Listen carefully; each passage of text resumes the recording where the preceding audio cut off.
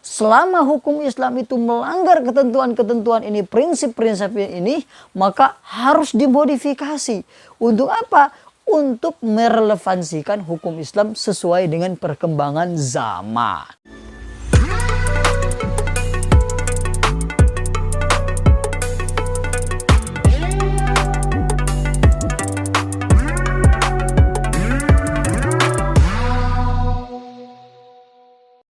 Assalamualaikum warahmatullahi wabarakatuh. Teman-teman sekalian, di video kemarin saya sempat mengatakan bahwa hukum Islam itu adalah hukum yang dipengaruhi atau tidak bisa dipisahkan dari realitas sosial. Pertanyaannya sekarang, bukankah hukum Islam itu adalah hukum Allah? Bukankah hukum Islam itu adalah hukum seorang Rasul yang sumbernya adalah kembali kepada Allah? Sedangkan di mana Allah itu adalah sesuatu yang absolut, sesuatu yang universal. Bagaimana sesuatu yang universal itu bisa terpengaruhi oleh sesuatu yang temporal, duniawi, realitas sosial itu sesuatu yang temporal. Bagaimana Allah bisa dipengaruhi oleh sesuatu yang temporal? Bisa saja Allah menciptakan satu hukum, bisa saja Allah memberlakukan satu hukum tanpa mengetahui, tanpa melihat kepada realitas sosial.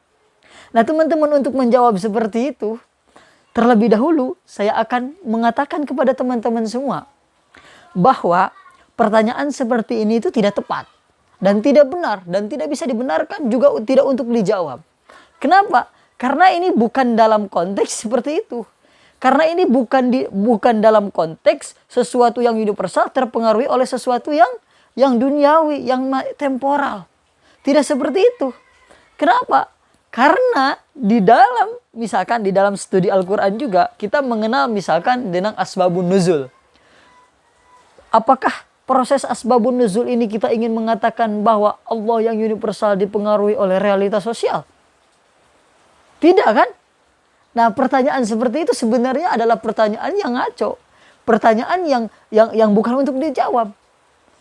Nah, terkait dengan apakah hukum Islam itu adalah apakah dipengaruhi oleh realitas sosial, dipengaruhi oleh budaya misalkan, dipengaruhi oleh politik misalkan, dipengaruhi atau tidak? Betul bahwa hukum Islam itu dipengaruhi oleh budaya dan dipengaruhi oleh realitas sosial. Tidak bisa dielakkan dan tidak bisa ditolak. Pada masa Rasulullah Shallallahu Alaihi Wasallam menyebarkan Islam, sebagaimana pernah saya sampaikan kemarin, banyak yang Islam kemudian kafir kembali atau murtad. Maka pada waktu itu Allah mewahyukan kepada Muhammad satu ayat yang memerintahkan bahwa orang yang mengganti agamanya atau memperjualbelikan agamanya atau kembali kepada murtad, maka dia harus dihukum mati. Ini adalah satu hukum Islam syariah yang dipengaruhi oleh konteks dan realitas sosial pada waktu itu. Hukum Islam itu adalah sesuatu yang universal juga. Sesuatu yang integral. Sesuatu yang dinamis. Dia bukan hanya sesuatu yang stagnan. Yang harus seperti itu bentuknya. Tidak. Kita lihat. Saya ingin mengatakan, seorang pakar usul fikih misalkan bernama Asy-Syatibi di dalam Al-Muwafaqat mengatakan bahwa menurut Asy-Syatibi di dalam diskursus hukum Islam itu dikenal sesuatu yang pokok, dalam istilah Asy-Syatibi disebut dengan sulbul ilmi, dan sesuatu yang furu atau sesuatu yang cabang yang disebut dengan milahul ilmi. Ini istilah Asy-Syatibi. Di dalam ulama-ulama yang lain istilah ini kemudian berkembang menjadi istilah al-usul wal furu'. Sesuatu yang pokok di dalam hukum dan sesuatu yang furu' di dalam hukum. Yang furu' itu misalkan adalah fikih lain sebagainya. Nah, yang usul ini adalah syariah.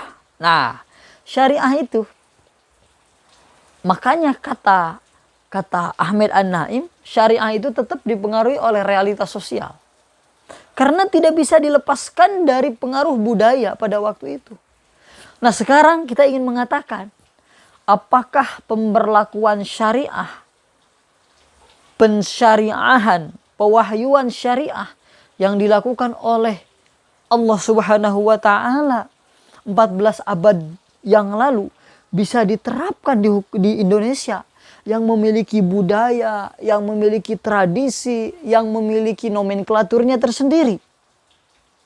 Padahal pada waktu itu hukum Islam diturunkan oleh Allah kepada Nabi Muhammad di dalam konteks Arab.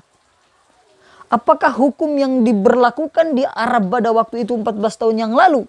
Pertama, waktunya 14 abad yang lalu. Yang kedua adalah dilakukan di tanah Arab, Timur Tengah. Ingin diadopsi ke Indonesia yang memiliki perbedaannya yang begitu kompleks. Pertanyaannya, ini adalah satu pertanyaan yang menurut saya sangat-sangat radikal dan sangat-sangat mendasar.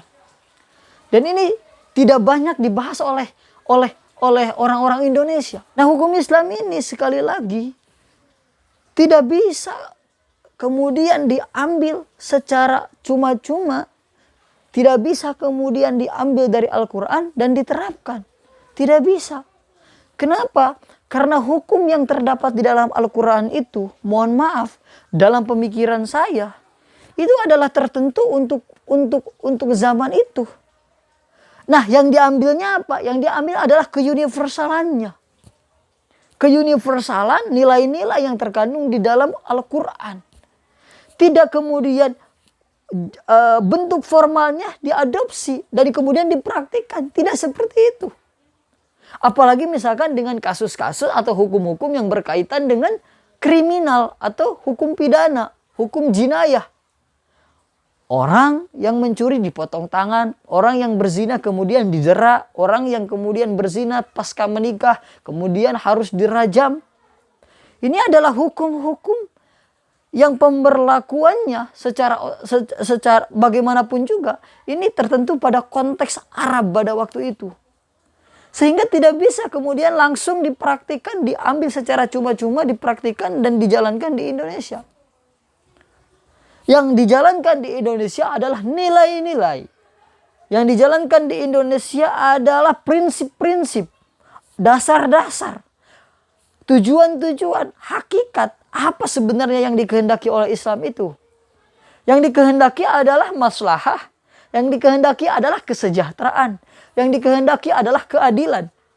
Bahkan keadilan itu sendiri harus melampaui bunyi-bunyi teks itu sendiri. Di mana itu saya dapatkan dan kita dapatkan dan dapat kita lihat. Satu, di dalam Al-Quran itu sendiri. Bahwa ya sebenarnya di dalam Al-Quran yang benar-benar dikedepankan itu adalah nilai keadilan. Yang kedua, pemikir-pemikir banyak. Contoh dari NU misalkan. Ada Kiai Haji Masdar F. Masudi yang menempatkan maslahah diantaranya adalah keadilan di atas segalanya. Bahkan di atas bunyi teks-teks Al-Quran itu sendiri. Dari mana rujukan ini? Dari ijtihadnya Umar bin Khattab. Ya, banyak sebenarnya. Jadi yang dikedepankan sebenarnya adalah nilai, prinsip-prinsip dari hukum Islam itu sendiri. Bukan bunyi daripada syariah itu sendiri. Bukan. Tetapi nilai-nilai dari hukum Islam. Nah, pertanyaannya sekarang. Apakah hukum Islam itu relevan?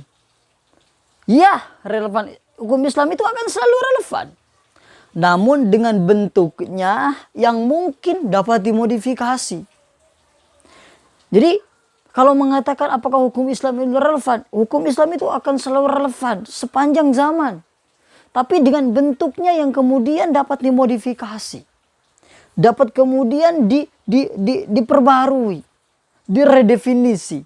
Tidak kemudian mengambil bentuknya yang seperti itu. Hukum Islam akan selalu berkembang. Hukum Islam akan selalu relevan sepanjang masa.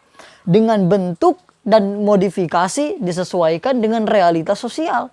Disesuaikan dengan kebutuhan yang tidak melanggar prinsip-prinsip dan dasar-dasar serta nilai-nilai Islam itu sendiri. Makanya yang benar-benar pokok di dalam hukum Islam itu sebetulnya bukan formalitas, bukan bentuk daripada norma itu, bukan bunyi dari norma itu, tetapi adalah keadilan, adalah kesejahteraan, adalah kemaslahatan.